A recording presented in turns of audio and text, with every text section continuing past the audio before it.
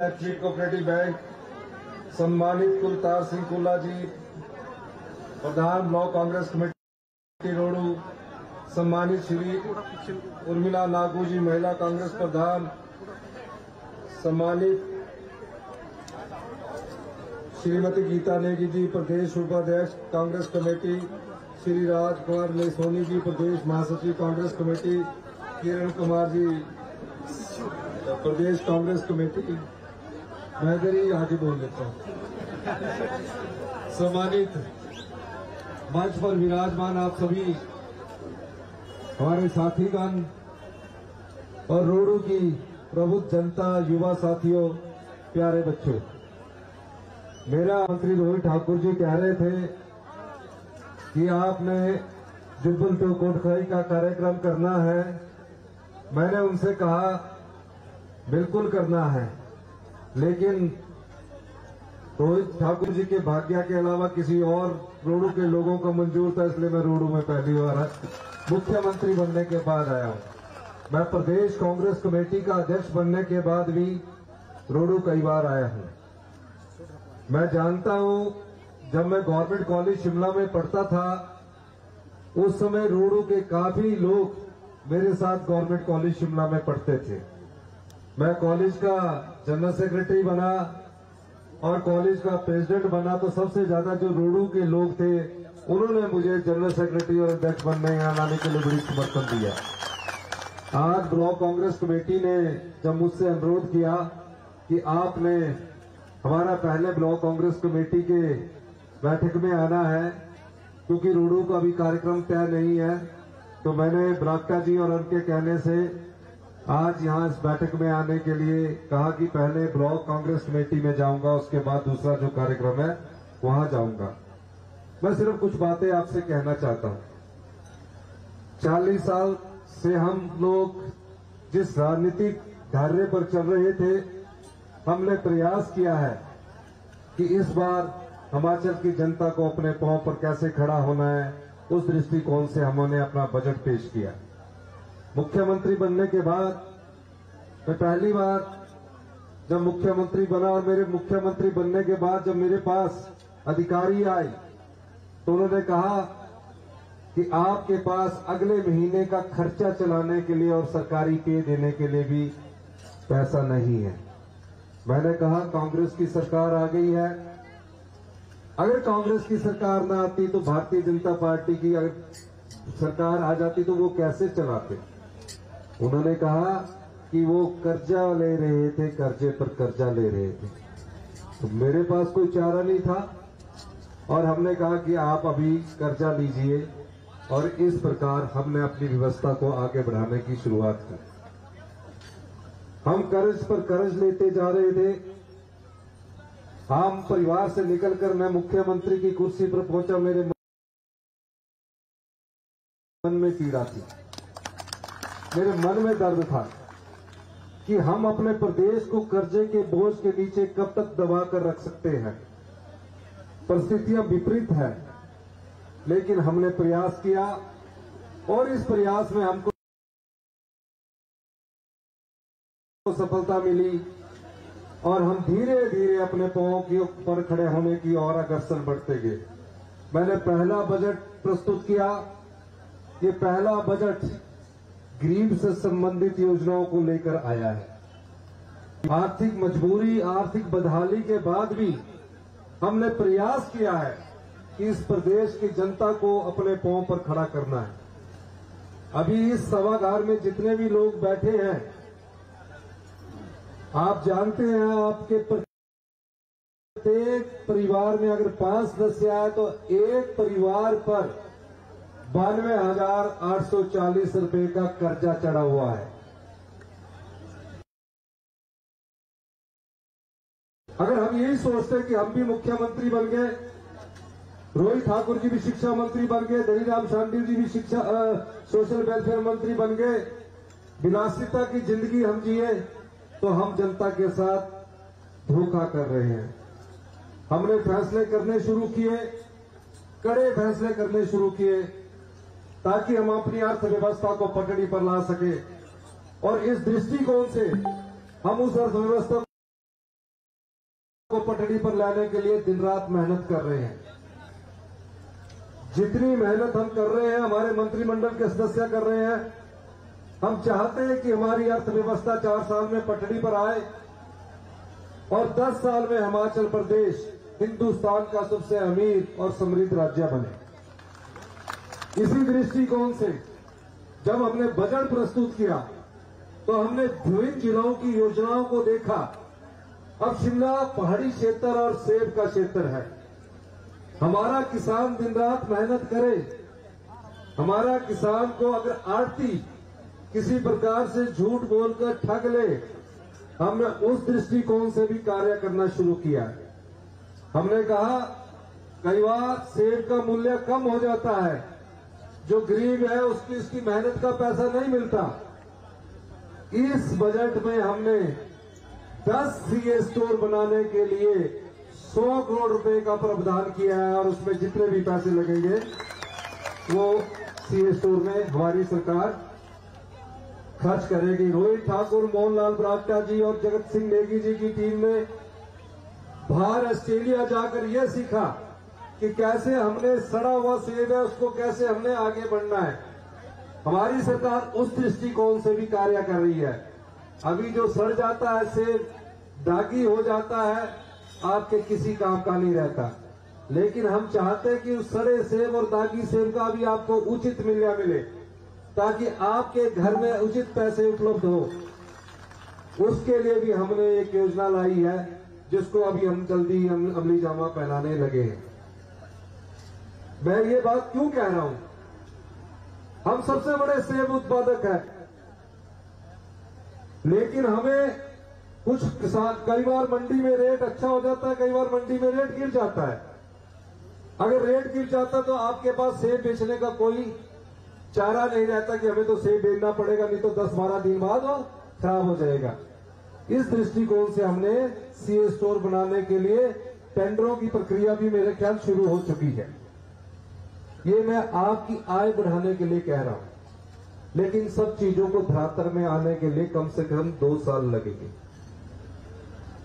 हमारे सरकारी कर्मचारी है, कितने सरकारी कर्मचारी है, अधिकारी है, 30 साल से प्रदेश की सेवा में कोई ना कोई कार्य करते हैं।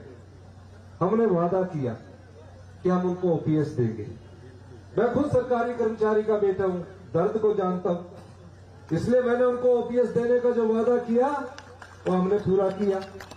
लेकिन भारतीय जनता पार्टी की सरकार से ये पूछा जाना चाहिए कि हमारे 9,242 करोड़ रुपया, जिसमें 14% का अंशदान सरकार का है, सरकार कोई भी रही हो, और 10% सरकारी कर्मचारियों का है, उस अंशदान के 9,242 करोड़ रुपए भारत सरकार के पास पड़े हैं। हम उसकी भी लड़ाई लड़ रहे हैं, लेकिन इससे बड़ी एक लड़ाई हमें लड़ने के लिए तैयार रहना पड़ेगा। वो लड़ाई है, हमारे पास बहता हुआ पानी है। ठीक है, उस समय इन्वेस्टमेंट के नाम पर बड़े बड़े उद्योगपति आ गए, बड़ी बड़ी कंपनियां आ गई और बिजली उत्पादन कर दिया, और हमें सिर्फ 12% फ्री पावर देती है। मैं आपको ये बात इसलिए बताना चाहता हूं, एक पावर प्रोजेक्ट 12 साल में फ्री हो जाता है। हमने केंद्र सरकार से कहा कि हमें 12% फ्री बिजली तो मिल रही है, लेकिन 12 से फ्री बिजली का प्रतिशत बढ़ाना पड़ेगा और 12 से हमें 30% जिनके पावर प्रोजेक्ट कर्जे से मुक्त हो चुके हैं वो हमें हिमाचल की जनता को देने चाहिए। दूसरे राज्यों में भी ऐसा है, रॉ मटेरियल पानी हमारा है लेकिन हमें मिल नहीं रहा। हम आर्थिक बदहाली के दौर से गुजर रहे हैं, लेकिन विकास में कोई कमी नहीं आने देंगे। मैं ये बात इसलिए कहना चाह रहा हूं, अभी हमने समाज कल्याण की कई योजनाओं को लागू किया। हिमाचल प्रदेश में 6,000 बच्चे, ना उनकी माता है ना उनका पिता है। हिंदुस्तान का पहला प्रदेश हिमाचल प्रदेश बना जो बच्चा अपनी माता को खो दिया, पिता को खो दिया, वो किस प्रकार की जिंदगी अपनी जिए। हमने उनको एक कानूनी अधिकार दिया। चाहे वो अनाथ आश्रम में रहती है, चाहे अपने रिश्तेदारों के पास, मामा चाचा के पास रहते हैं। हमने कहा इन बच्चों की पूरी पढ़ाई का खर्चा पैदा होने के बाद से 27 साल तक की उम्र का हिमाचल प्रदेश सरकार उठाएगी। और हमने मुख्यमंत्री सुख आश्रय कोष 101 करोड़ रुपए की लागत से शुरू किया और तकरीबन 4 करोड़ रुपया आम जनता ने उसमें दान दिया। क्या है ये? आपके क्षेत्र में भी कोई अनाथ बच्चा हो, आप उसे समझाना कि सरकार ने आपको चिल्ड्रन ऑफ द स्टेट का दर्जा दिया है। मतलब पहली से लेकर उसकी जो पढ़ाई होगी पीएचडी तक वो सारी सरकार उठाएगी। 18 साल के बाद अगर वो मेडिकल कॉलेज में सिलेक्ट हो जाता है, इंजीनियरिंग कॉलेज में सिलेक्ट हो जाता है, पॉलिटेक्निकल कॉलेज में सिलेक्ट हो जाता है, हमारी सरकार उसके पूरे कॉलेज का खर्चा देगी, हॉस्टल का खर्चा देगी और 4,000 रुपया पॉकेट मनी भी देगी जेब खर्चे के लिए महीने का। 10,000 रुपया कपड़े बनाने के लिए सरकार उपलब्ध करवाएगी। कब तक? जब तक बच्चा अपने 27 साल तक यौवन अवस्था में नहीं आ जाता। बाहर घूमने के लिए बाहर सुविधा भी देगी और उसको रहने के लिए 3 स्टार होटल की सुविधा भी देगी। यही नहीं, कई हमारी माताएं बहनें युवा जिंदगी में विधवा हो जाती है, कई तो इतनी गरीब होती है हमारी माताएं बहनें कि उनके पास रहने के लिए मकान भी नहीं होता है। परिवार के लोग कई महिलाओं को छोड़ देते हैं। हमारी सरकार ने इस बजट में उनको घर बनाने के लिए, वो किसी भी जाति से हो, उनको गरीब हो, उसको घर बनाने के लिए 1.5 लाख रुपए का अनुदान देने की बात कही है, पानी का मुफ्त कनेक्शन देने की बात कही है और बिजली का बिल मुफ्त में, बिजली का मीटर मुफ्त में लगाने की बात की गई है। ये बात मैं क्यों कह रहा हूं? ये हमारा सामाजिक और मानवीय दृष्टिकोण है। जो बच्चे गरीब पढ़ाई लिखाई में अच्छे होते हैं लेकिन पैसे के अभाव में अच्छी शिक्षा प्राप्त नहीं कर सकते हैं, हमारी सरकार ने उन बच्चों के लिए भी अभी कैबिनेट होने जा रही है, कहा है कि बच्चा कोई भी पढ़ना चाहे, पीएचडी तक पढ़ना चाहे, अगर उसकी एडमिशन किसी भी दिल्ली से लेकर किसी भी हिंदुस्तान के कॉलेज में होती है और उसके पास अगर पैसे के अभाव में वो पढ़ नहीं सकता, इस दृष्टिकोण से हमारी सरकार ने फैसला किया कि 1% ब्याज पर उसके कॉलेज की फीस भी दी जाएगी, उसके हॉस्टल की फीस भी दी जाएगी और उसको और सुविधाएं भी प्रदान की जाएगी। ये हमारी सरकार का आम आदमी के प्रति दृष्टिकोण है। ये सब चीजें, योजनाएं इस बजट में पेश की गई है। हरित राज्य कैसे बने, कैसे हम आगे बढ़े। हमारे यहाँ बड़ी बड़ी इंडस्ट्री नहीं रह सकती। हिमाचल पहाड़ी इलाका है, कई बड़े पहाड़ है तो कांगड़ा साहब छोटे पहाड़ है, उनके बीच में उद्योग नहीं लग सकते। शिमला जिला में हॉर्टिकल्चर से संबंधित इंडस्ट्री विकसित हो सकती है, लेकिन जो हमारा एनवायरमेंट है इसको कैसे ग्रीन राज्य के रूप में विकसित किया जाए। हमारी सरकार ने इलेक्ट्रिकल गाड़ी जो कमर्शियल है, ट्रक है, बस है, उसमें 50% सब्सिडी देने की बात कही है, बजट में प्रावधान करवाया है। जो टैक्सी वाले हैं उनसे मैं कहूंगा कि आप इलेक्ट्रिकल गाड़ी लीजिए। अगर 14 लाख की इलेक्ट्रिकल गाड़ी आती है तो हम उन्हें 7 लाख रुपया सब्सिडी देंगे। उसमें खर्चा कितना होता है? जो आप टैक्सी चलाते हैं अभी आपको महीने के 30,000 रुपया बनते होंगे, जिसमें से 10,000 रुपया डीजल या पेट्रोल का खर्चा आता होगा। इलेक्ट्रिकल गाड़ी बहुत अच्छी चढ़ाई चढ़ती है, बहुत अच्छी सुविधा वाली है। मैं इलेक्ट्रिकल गाड़ी में ही शिमला में चलता हूं।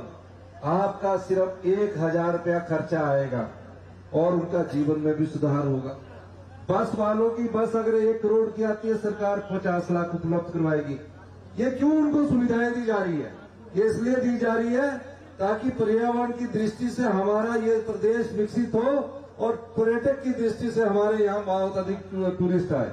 ये सब चीजें आने वाले समय के लिए है। जो बरागटा जी ने मुझे कहा है, हमने 2 सूबों के बारे में सर्वे करने के लिए मैंने पहले ही दिशा निर्देश दे दिए, क्योंकि रोडू को मैं अच्छी तरह से जानता हूं, डोडा कुआर भी मैं गया हूं। अब सुरंगें कैसे बने, ये ऐसे नहीं बनती है, बहुत महंगा काम है, ये पैसा चाहिए, लेकिन दृष्टिकोण सही है हमारा। एक तो हाट कोटी से जो जुब्बल में रोहित ठाकुर जी का डेपुटेशन मिला था, खड़ा पत्थर से जो शॉर्टकट सुरंग बनी हाट कोटी के लिए, रोज वो ये बैठ जाते हैं मेरे साथ, कहते रोडू वालों को भी फायदा होगा, सबको फायदा होगा उसका। और डोडरा क्वार की जो टनल की बात हमारे मोहनलाल बागटा जी ने की है, इसको हम अभी देखेंगे, पहले इसका सर्वे करवाएंगे, और हम चाहेंगे कि उत्तराखंड के चीफ मिनिस्टर से भी मेरे साथ इनकी बात हुई है कि उधर से क्वार को जोड़ा जाए। इस दृष्टिकोण से भी हमारी सरकार कार्य कर रही है।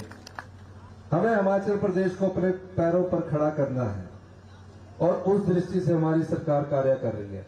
शिक्षा का स्तर अच्छा हो, Rajiv Gandhi day boarding school बनाए जा रहे हैं, जहां गांव का बच्चा ये समझ सके, जिसके 20 करनाल में 20 बीघे में, उसके लिए हमने 50 बीघे का प्रावधान किया है।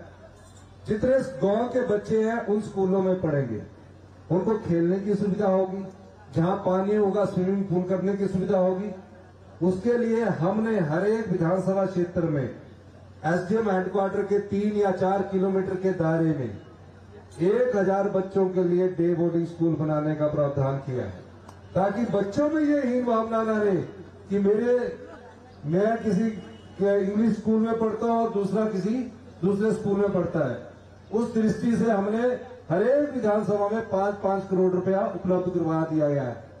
आपके यहां से तो शिक्षा मंत्री है रोहित ठाकुर जी, आप यहां से हाटकोटी के बाद इनकी कंस्टिट्यूंसी शुरू हो जाती है, जब मर्जी चाहे पकड़ ले, पर कॉलेज का स्तर भी उच्च हो, अच्छे शिक्षक मिले, हमारे बच्चे कंपटीशन में अपीयर हो, हमारे बच्चे पूरे हिंदुस्तान में अपने बच्चों का हिंदुस्तान के बच्चों से मुकाबला करें। इस सरकार से हम आधारभूत ढांचे में भी बदलाव करने जा रहे हैं।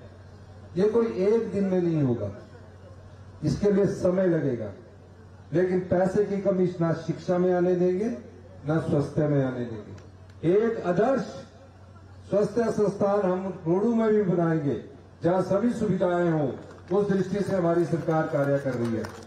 बाकी बरागटा जी ने इतनी मांग रख ली, प्रोग्राम तय नहीं किया कि मेरे को सब कुछ, क्योंकि इन्होंने कहा कि एक बार मैं मांग कर लेता हूं, दोबारा मुख्यमंत्री को बुलाने का मुझे समय नहीं न मिले, इसलिए इतनी डिमांड रख ली इन्होंने। लेकिन मैं आपके क्षेत्र का दौरा करूंगा, डोडरा क्वार भी करूंगा, जाऊंगा। आज तो ब्लॉक कांग्रेस कमेटी का ये कार्यक्रम है। मैं आपको एक आश्वासन देना चाहता हूं, शिमला जिला से सभी अब मंत्री है, रोडू से स्टार्ट होते थे जुब्बल कोटखाई आ गया, जुब्बल कोटखाई से स्टार्ट होते तो विक्रमादित्य सिंह जी आ गए, विक्रमादित्य सिंह जी से एक तरफ हमारे अनिरुद्ध सिंह जी आ गए, सारे, फिर उधर हर्षवर्धन चौहान जी आ गए, फिर धनीराम शांडिल जी आ गए साथ में। तो अब भी विकास में कोई कमी नहीं होनी चाहिए, पर 3 चीजों में हमारा ध्यान है। गरीब तक सरकार की रोशनी पहुंचनी चाहिए। दूसरा, हमारे शिक्षा संस्थान बहुत अच्छे बनने चाहिए। 2 साल में आप हमारे पहले शिक्षा संस्थान Rajiv Gandhi day boarding school देखेंगे। तीसरा, हमारे हेल्थ केयर इंस्टीट्यूशंस अच्छे होने चाहिए। चौथा, स्वच्छ पीने का पानी आपको मिलना चाहिए। जो सरकार के दायरे में हम उस दृष्टि से काम कर रहे हैं। पैसा नहीं है, अभी तो हमने कल और कर्जा उठाना है, लेकिन मैं यह कह के जा रहा हूं, आज अगर हम कर्जा उठा रहे हैं तो वैसा कर्जा नहीं उठा रहे जो पिछली सरकार भारतीय जनता पार्टी के लोगों ने उठाया था। हम जो कर्जा उठा रहे हैं वो गरीब तक उसकी रोशनी पहुंचनी चाहिए। उस दृष्टि से हमारी सरकार कार्य कर रही है। इस बार का बजट 40 साल बाद ऐसा बजट पेश किया गया है जो व्यवस्था परिवर्तन का बजट है। हम सत्ता में सत्ता सुख के लिए नहीं आए हैं, मैंने कई बार कहा है, हम व्यवस्था परिवर्तन करने आए हैं। अभी आप देखेंगे शिक्षा क्षेत्र में सुधार हो रहे हैं, फॉरेस्ट कॉर्पोरेशन में, फॉरेस्ट डिपार्टमेंट में सुधार हो रहे हैं। हमने नियम बनाने के लिए कह दिया है, हमने कहा कि सूखे पेड़ हमारे जंगलों में सड़ जाते हैं, कोई उठाता तक नहीं है। पेड़ जंगल में सूख जाते हैं, काटने की परमिशन के लिए लाखों दिन चक्कर लगाने पड़ते हैं, आय होती नहीं है। उस दृष्टिकोण से हम बदलाव कर रहे हैं कि उस क्षेत्र में किस प्रकार से गार्ड को पावर देनी है, कैसे जंगलों की रक्षा करें। तो वन मित्र और राखा होते थे पुराने समय में, उनको रखने की प्रक्रिया में हमारी सरकार कार्य कर रही है। हम वनों को भी बचाना चाहते हैं। कई परिवर्तन, व्यवस्था परिवर्तन के दौर में आ रहे हैं। आने वाले समय में आपको पता लगेगा कि आपके हाथ में हमारी सरकार, आपके हाथ में आपकी आय को आगे बढ़ाने के लिए प्रयास कर रही है। इन्हीं शब्दों के साथ मैं एक बार फिर से रोहडू विधानसभा क्षेत्र में मोहनलाल बराटा जी और ब्लॉक कांग्रेस कमेटी के लोगों का बहुत बहुत धन्यवाद करता हूं, क्योंकि कार्यक्रम जिसमें जाना है वो बार बार फोन कर रहे हैं। तो मैं आपसे माफी चाहता हूं। आपका बहुत बहुत धन्यवाद। जय हिंद, जय भारत। एक धन्यवाद मैं ठाकुर साहब का बोल गया था। रोड में चढ़ाव में ये स्टोर बनने जा रहा है इनके आशीर्वाद से। Thank you sir.